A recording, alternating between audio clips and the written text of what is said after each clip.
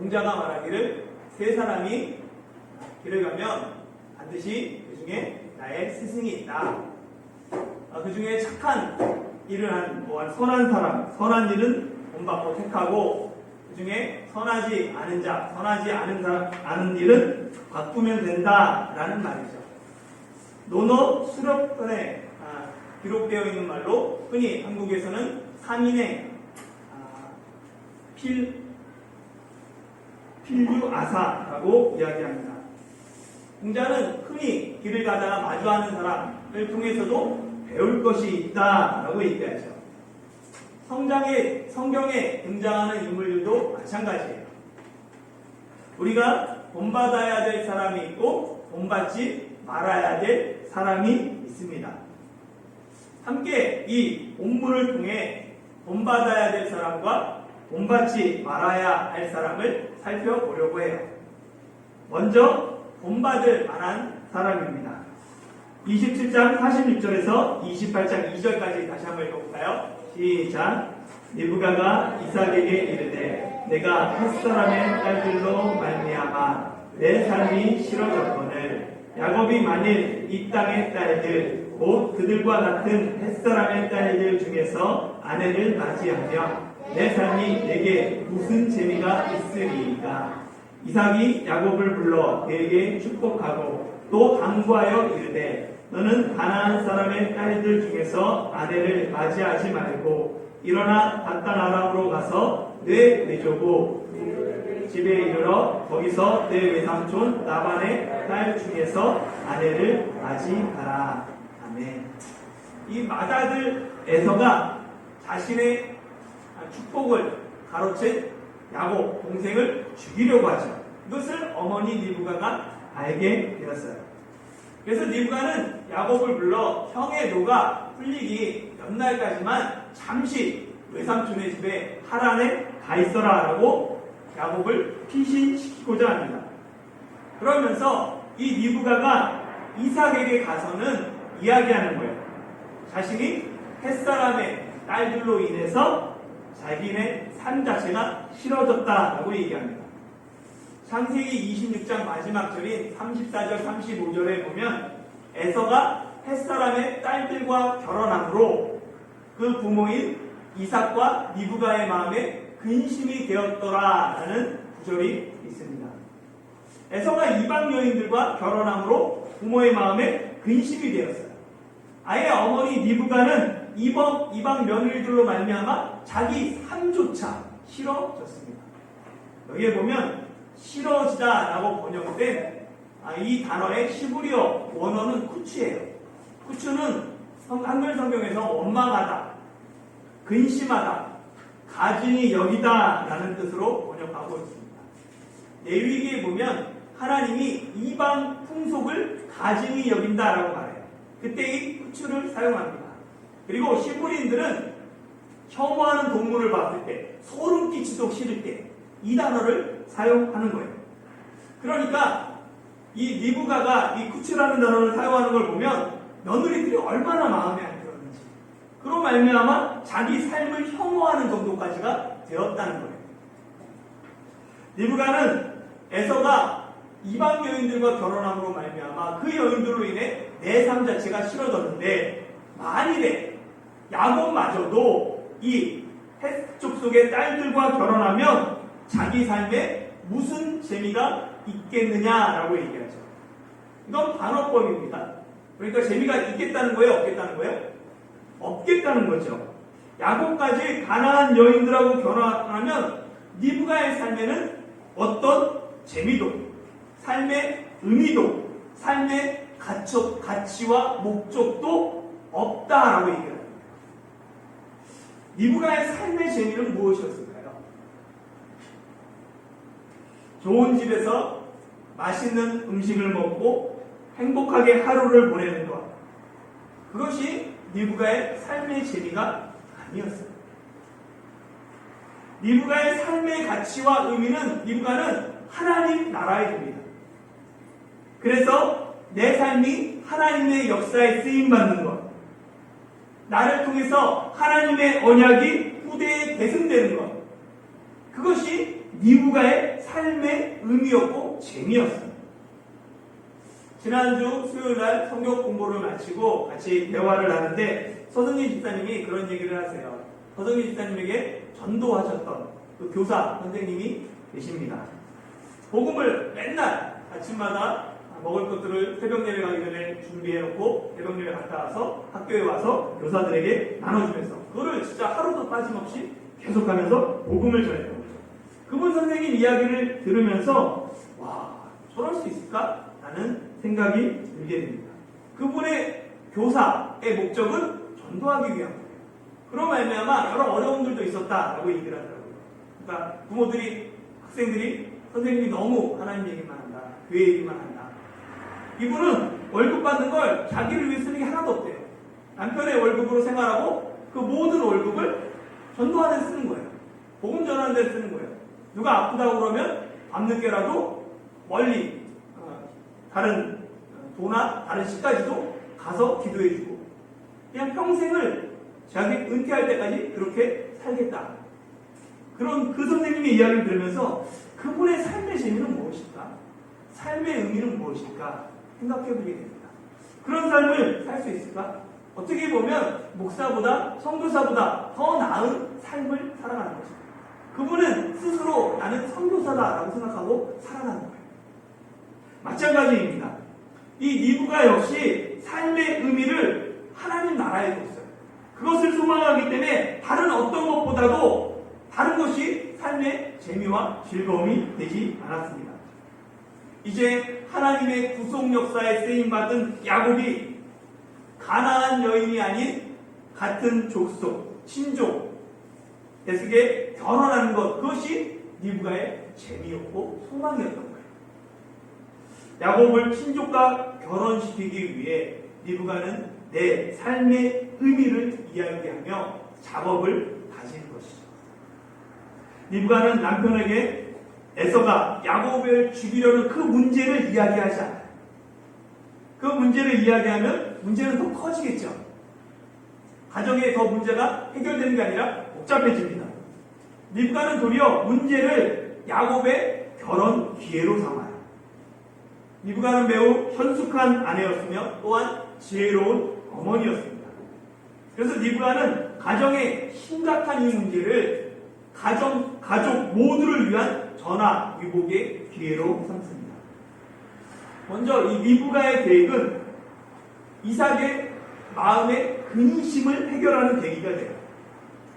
이삭은 아버지 아브라함이 자신을 어떻게 결혼시켰는지 가장 잘 아는 사람입니다. 자신을 결혼시키기 위해 신뢰하는 종을 멀리 하란까지 보내서 그 친족들 중에서 신부를 찾게 했습니다. 아버지의 믿음, 아버지의 헌신, 아버지의 노력이 있었기 때문에 자신이 가정을 이뤘다라는 것을 아는 사람이 이삭이에요.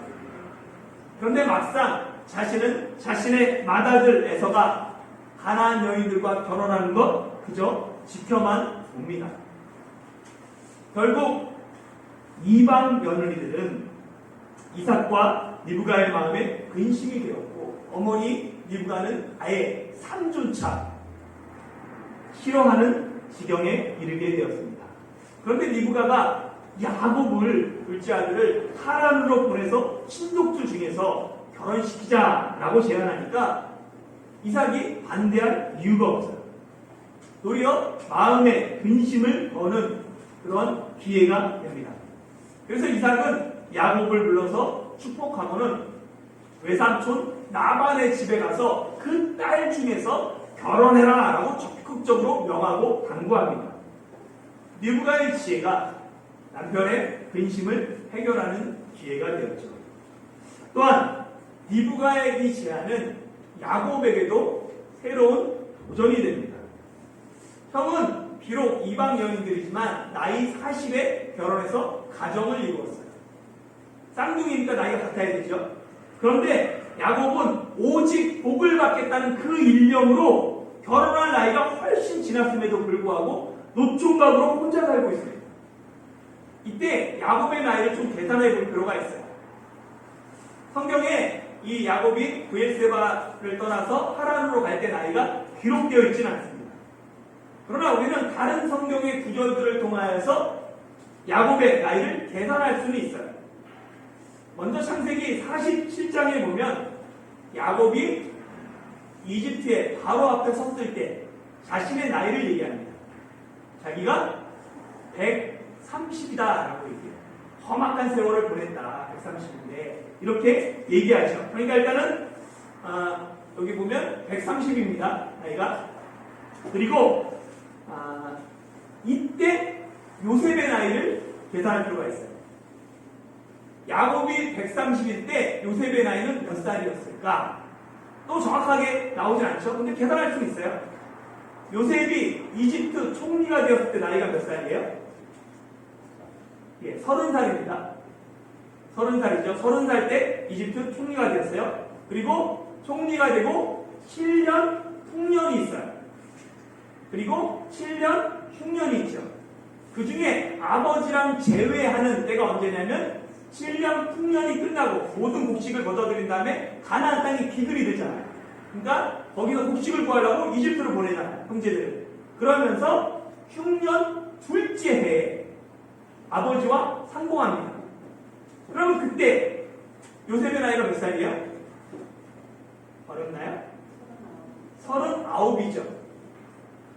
그러면 약간 좀 산수가 좀 어려운데 130에서 39 빼면 몇이에요? 예, 91가 돼요. 그럼 이때 야곱의 나이가 91입니다. 그리고 보면 요셉이 태어나던 해가 야곱이 91인 거죠. 요셉이 그러니까 야곱 나이 91살 때 태어난 거예요. 맞죠? 요셉이 태어났을 때 야곱이 외삼촌에게 얘기합니다.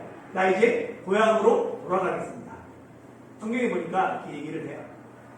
이때가 언제냐면 야곱이 외삼촌에게 속아서 나애를 위해서 7년, 레아를 위해서 7년, 14년 공사가 끝났을 때, 그 계약이 끝냈을 때 자기가 이제 고향으로 돌아가겠다. 요셉이 태어난 해에 자기가 돌아가겠다라고 말합니다. 그러면 다시 한번 기다려볼까요? 91에서 그 봉사한 계약한 14년을 빼요. 그럼 몇이 돼요? 좀 어렵죠 또? 몇이 돼요? 네, 7대 77이 됩니다. 아브라함이 믿음의 여행을 몇 살 때 출발했어요? 예, 어차피 내가 아브라함 아니니까 기산 모르고 75세 때. 근데 야곱은 77이 되도록 결혼조차 하지 못합니다. 오직 형의 축복을 뺏겠다는 생각으로 반평생 대부분의 삶을 허비한 사람이 야곱이에요.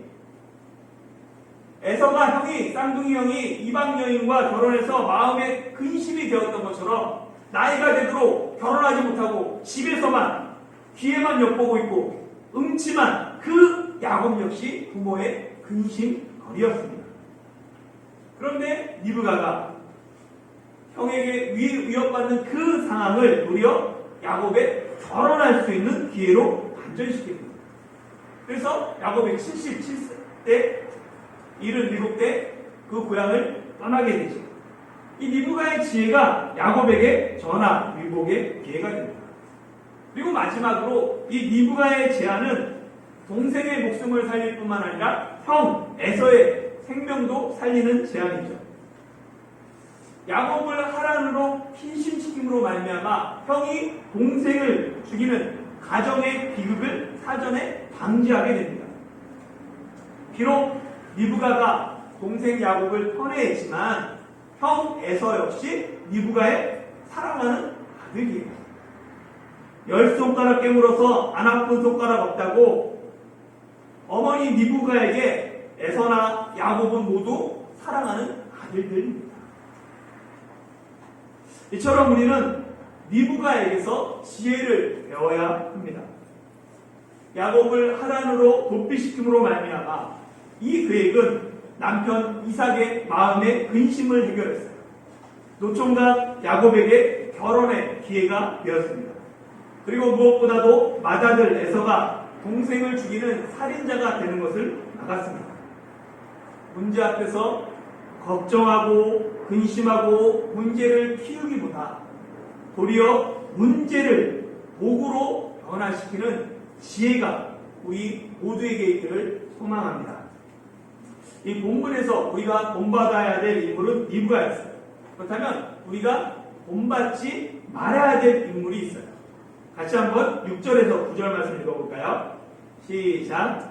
에서가 온즉 이삭이 야곱에게 축복하고 그를 밧단아람으로 보내어 거기서 아내를 맞이하게 하였고 또 그에게 축복하고 명하기를 너는 가나안 사람의 딸들 중에서 아내를 맞이하지 말라 하였고 또 야곱이 부모의 명을 따라 밧단아람으로 갔으며 에서가 또 본즉 가나안 사람의 딸들이 그의 아버지 이삭을 기쁘게 하지 못하는지라 이에 에서가 이스마엘에게 가서 그 본처들 외에 아브라함의 아들 이스마엘의 딸이요 느바요의 부인 마할랏을 아내로 맞이하였더라.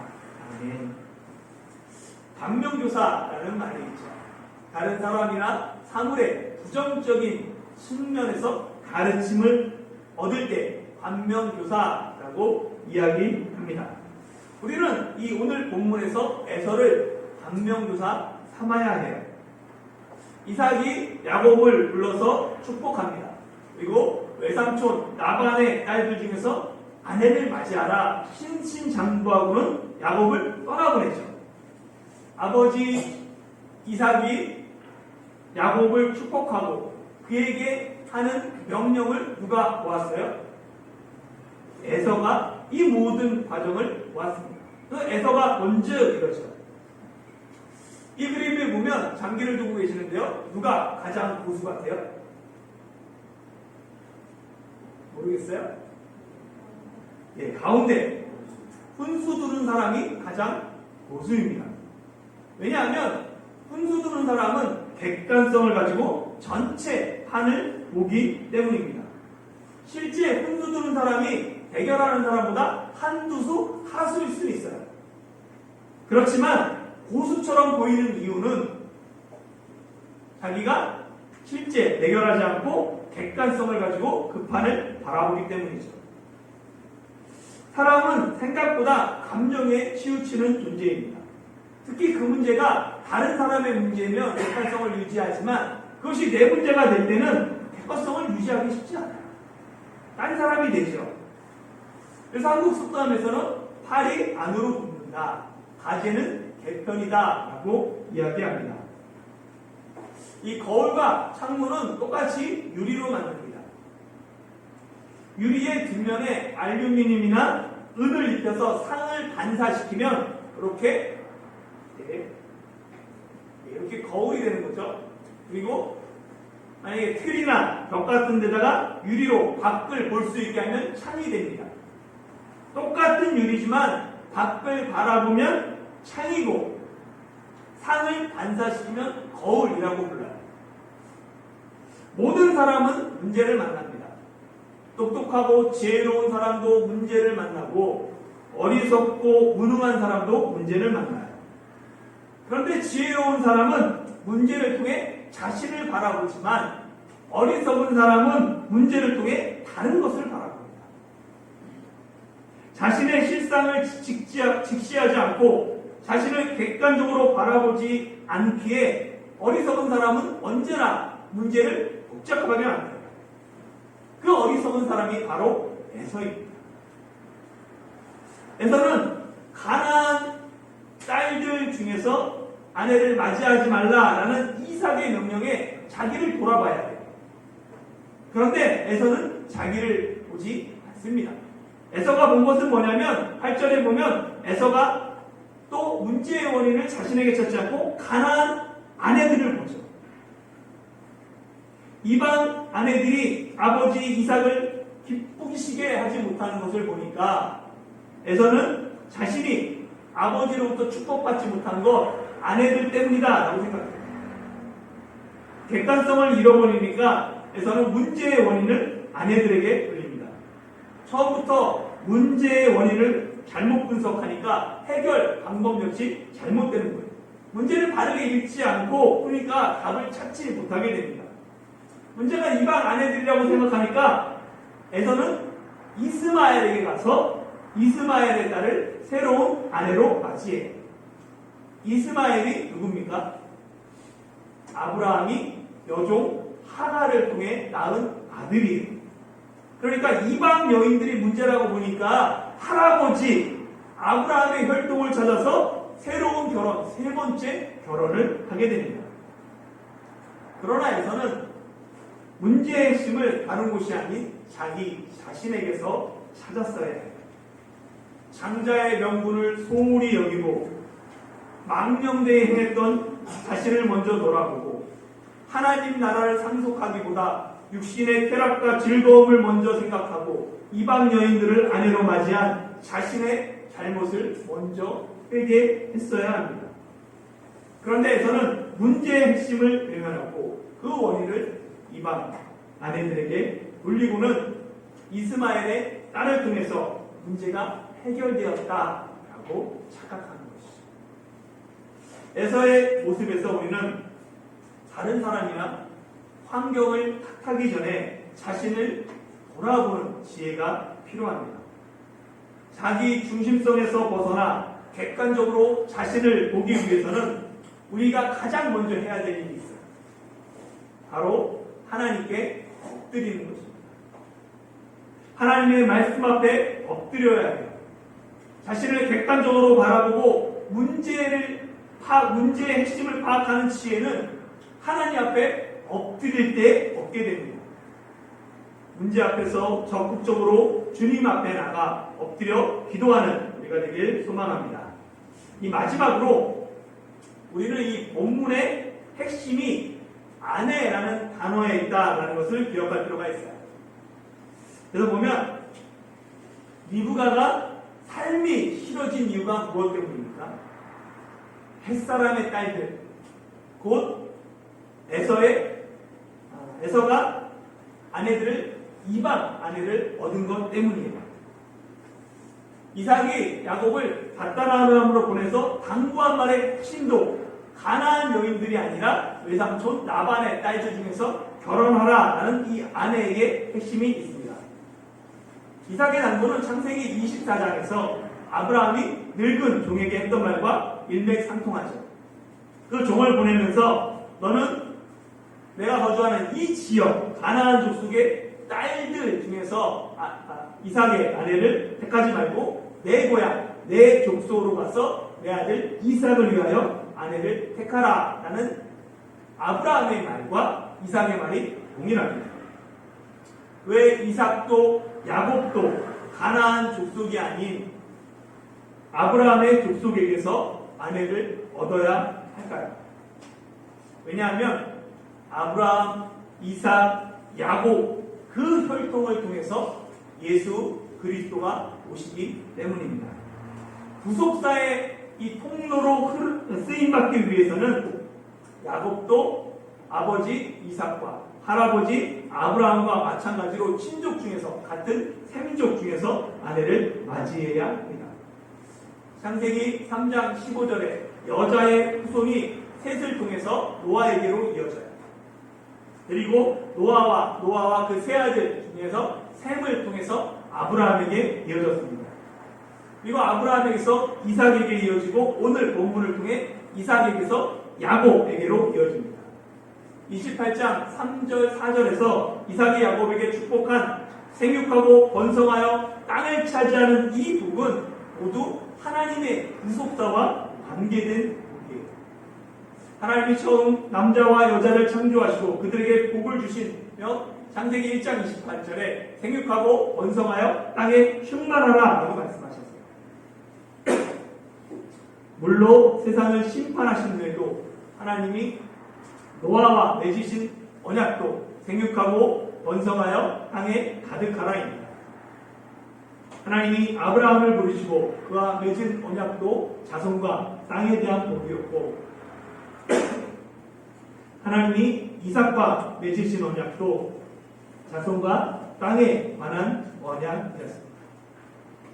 이제 아브라함과 맺은 자손과 땅의 언약이 이삭의 축복을 통해 야곱에게 이어집니다. 유대인들은 이 자손과 땅의 복이 이스라엘을 통해 이루어질 것으로 생각했어요. 그러나 자손과 땅에 관한 이 약속은 예수 그리스도를 통해 이루어졌습니다. 그리고 지금도 예수님을 통해서 자손과 땅에 관한 언약이 성취되고 있습니다. 그리고 주님 다시 오시는 그날에는 자손과 땅에 관한 이 언약이 완전히 완성될 것입니다. 사랑하는 성도 여러분, 하나님의 언약이 완성되는 그날까지 우리가 이 땅에서 구속사의 항로로 쓰임받기를 소망합니다. 야곱에게 축복한 이삭은 구속사의 무대에서 내려오지만 이삭의 뒤를 이어 새롭게 야곱이 언약의 상속자로 구속사의 전면에 등장하는 것처럼 주님의 초림에 감사하며 주님의 재림을 기다리는 대림절 셋째 주일에 구속사에 쓰임받는 저와 여러분이 되시길 예수님의 이름으로 축원합니다.